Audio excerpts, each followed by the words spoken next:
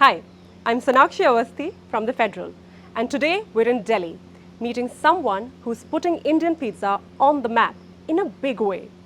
Chef Amol Kumar is the chef and founder of Leo's Artisan Pizza, which just became Indian Pizzeria to be featured on Asia's top 100 list, a huge recognition in a space that's long been dominated by global names. But this isn't about awards. It's about craft, curiosity, and a deep love for dough. In this video, we're diving into the chef's journey, how it all began, what makes their pizza different, the challenges along the way, and the philosophy behind every slice. Because let's be honest, pizza in India is having a moment, and Leo's is right at the heart of it.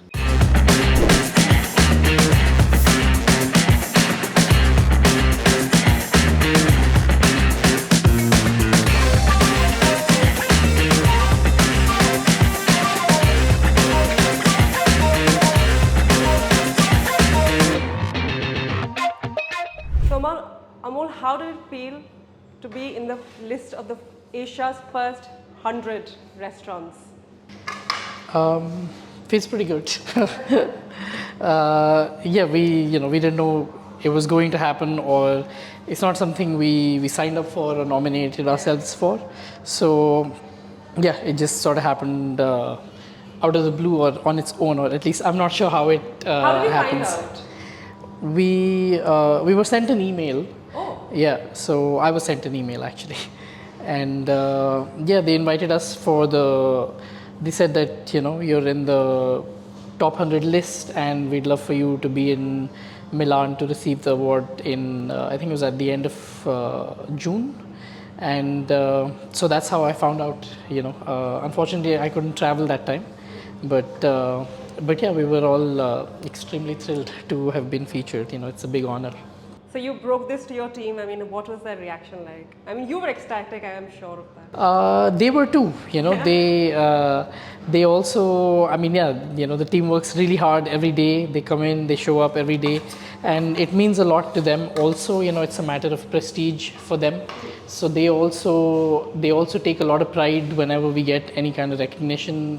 Whenever there's an award. So it means a lot to them also. And then you can see it puts a little spring in their step, and they're also a little bit extra excited and motivated to just sort of do it even better. Let's start with your backstory. Where did you come up with this idea that you want to open a restaurant, a pizza restaurant?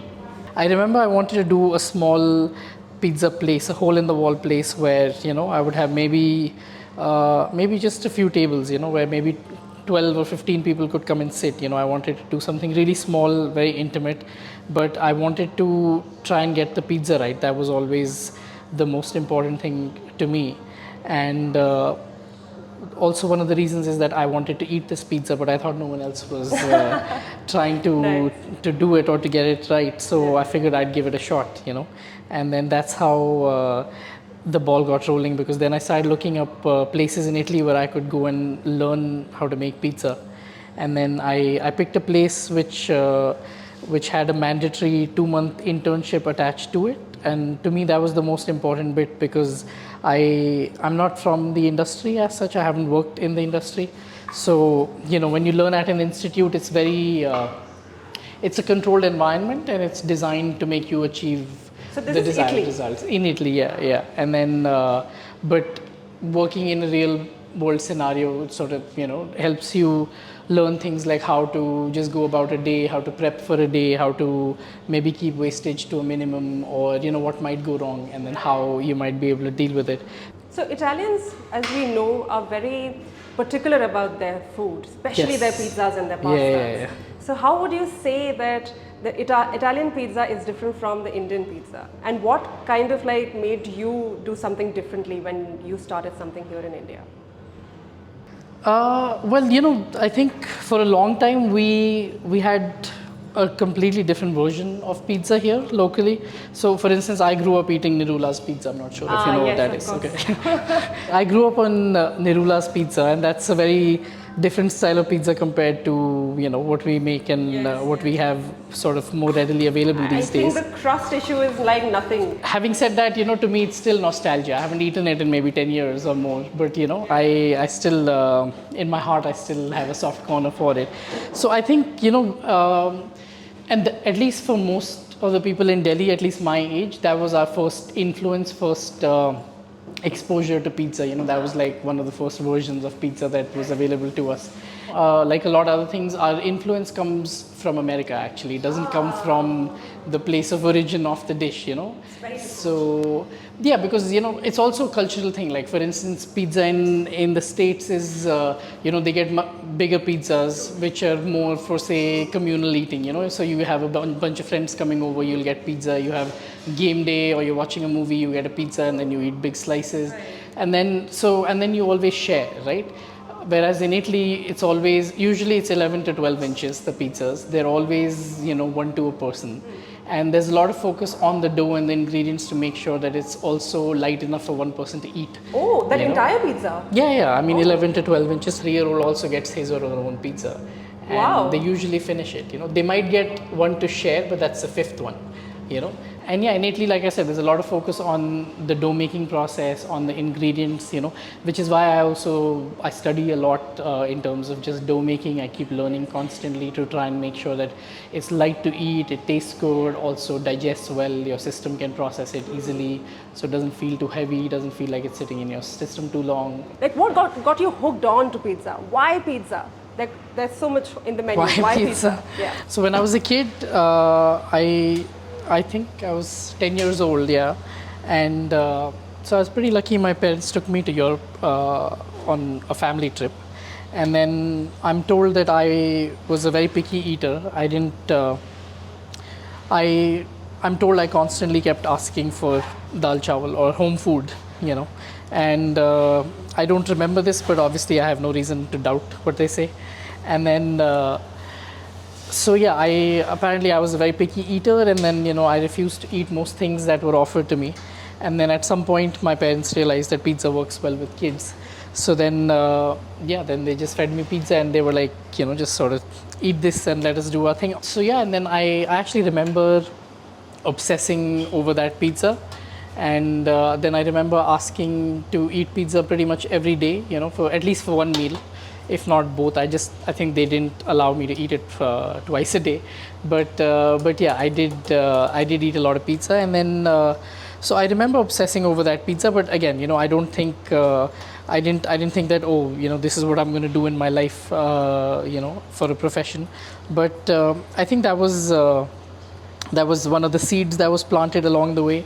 And then I also remember seeing pizza makers working in open kitchens and sort of stretching out the dough, making pizza, and then making pizza in a wood fire oven.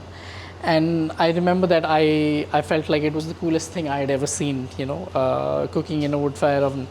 And then again, I didn't think that I would do this as a profession, but I did want to make just one single pizza in my life in that oven because I thought it was so cool. And so yeah, I think sometimes things happen along the way in your life and then you don't really know they're leading up to something 20, 30 years later. So you were always fond of cooking? No. I was never going to work in a kitchen. That was never part of the plan. But yeah, it just sort of happened along the way. Tell us about your signature pizza. Signature pizza, well, I can tell you my favorite pizza is a margherita, and it's what I always eat. It's also the one I love making the most, and yeah, probably one of the pizzas that sells the most at Leo's. So yeah, I'm going to say that the margherita is our signature pizza. Also in pizza we say a margherita is the hardest pizza to make. So yeah, it's. Oh really? I thought it's the other way around. I thought margherita is not that tough. It's hard because it's just three simple elements. There's nothing to hide behind. As soon as you put a topping on the pizza, that becomes the dominant flavor. So a margherita is just cheese, tomatoes, and your dough, right? So if you don't get one thing right. Overwhelmed. Yeah, exactly. So it's actually very hard to make a good margarita. So a lot of people, when they go to a new pizza place, they'll eat a margarita as the first pizza to sort of see what it's about. And if they're happy with it, then they might order more. That's a very Italian answer, by the way. All Italians love their margaritas. They do, yeah. Also marinara. So, Exactly, yeah. yes.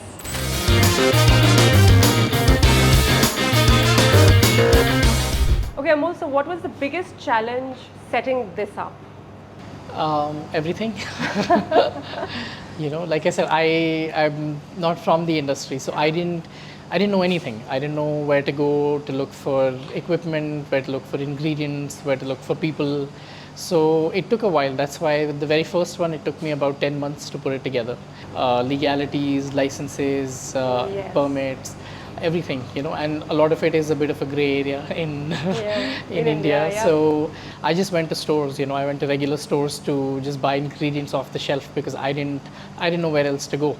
And then I would check the labels on the back to see information for manufacturers, or if it were imported cheeses or meats, then I would look for importers on, I would look at the sticker, take a picture of it slyly, because a lot of times they don't allow it. So yeah, and similarly, initially there was no team, it was me. My cousin said he'd help me out for a couple of months, so he helped me Oh, get like it a off the ground. family-driven thing. Yeah, kind of, and then there were 2 dishwashers in the back, so that was the team.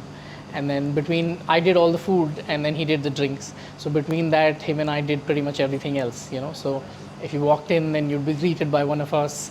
Then one of us would take you to your table, give you the menu, take your order. Then we'd make them serve it to you, then also clear your table, then help you settle up. So it was also a really good time. We learned a lot. I think it was, I wouldn't do it any other way, because I've done pretty much every job, including washing dishes and cleaning toilets, which is good because, now when somebody else comes in to do that job, I know how they should do it. So was there like any time that you, while setting this up, was there any time that you wanted to like give up? Ab nahi ho raha, I'm done with this. I don't know if I experienced that particular emotion that I just want to give up. Of course, there were moments when I was really frustrated. Also, when you're in the middle of constructing a place or renovating, it feels like it'll never end because the dates are never met, by the contractors, by several other vendors and suppliers.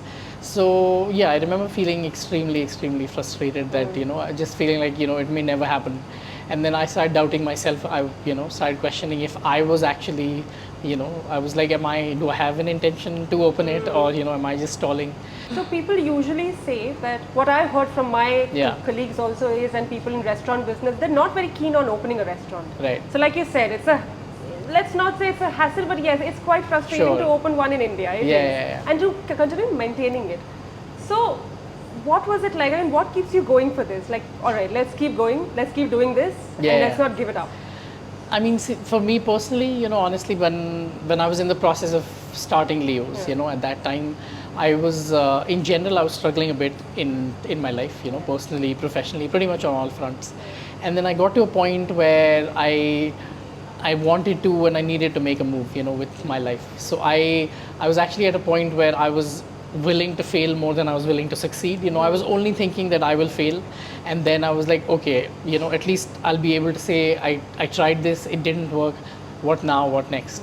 So I was, I was not in a good place. So that was sort of my emotional state at that time. Luckily, it really worked out. It worked out really well. I'm very grateful that it's still around. That I get to do this. I love telling people I make pizza for a living. I think it's a very cool job. Okay, so do you really think that in India the pizza is actually getting that kind of recognition? Like finally, or maybe it's been a while? Yeah, I think right now I think we're in a bit of a sort of wave of Neapolitan pizza, or like there's a massive movement in general. In the last few years, I think it's really picked up. These days, pretty much everyone wants to do Neapolitan pizza, or they're doing a version of it, and then and slowly I see other styles trickling in also. I saw there's a place doing Detroit style pizza. There's some people experimenting with New York style pizza. So it's really good. I think the whole scene is sort of evolving, and you can see it from all sides. Okay, so as a chef, what's the best compliment you've gotten so far that you remember that's stuck in your head? There's been a lot, but yeah, in the first year, the first few months, like very early days, there was this very sweet lady who used to pick her grandson up from school every day, and then we were on her way to their home. So she would stop by at least a couple of times a week because her grandson really loved the pizza.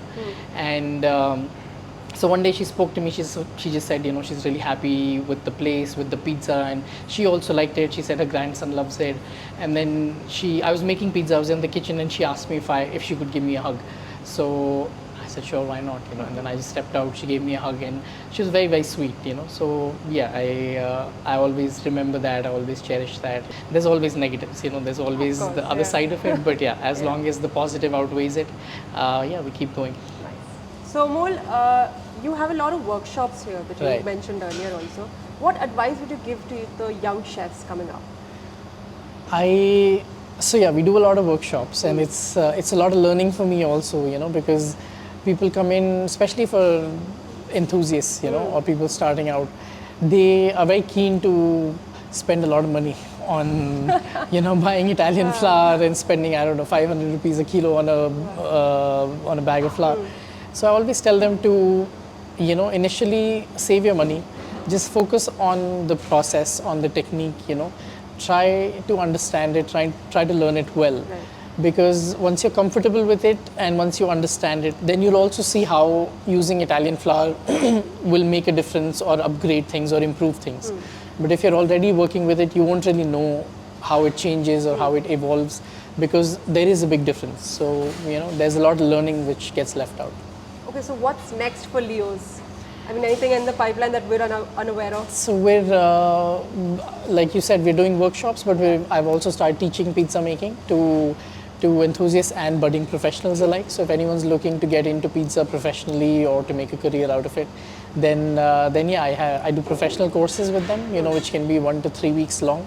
So it's very detailed, it's very immersive, it's very, a lot of hands-on pizza making every day, and then we spend a lot of time just understanding salt, water, flour, and yeast, and the processes involved. And at the same time, we're also looking at opening a couple more pizzerias in the city. Yeah. That's exactly what I was hoping for. Yeah, This is the answer I was looking for. Yeah, so that is in the pipeline. Nice. I've been looking at spaces lately. So I'm not going to reveal anything right now, also because we haven't signed anything.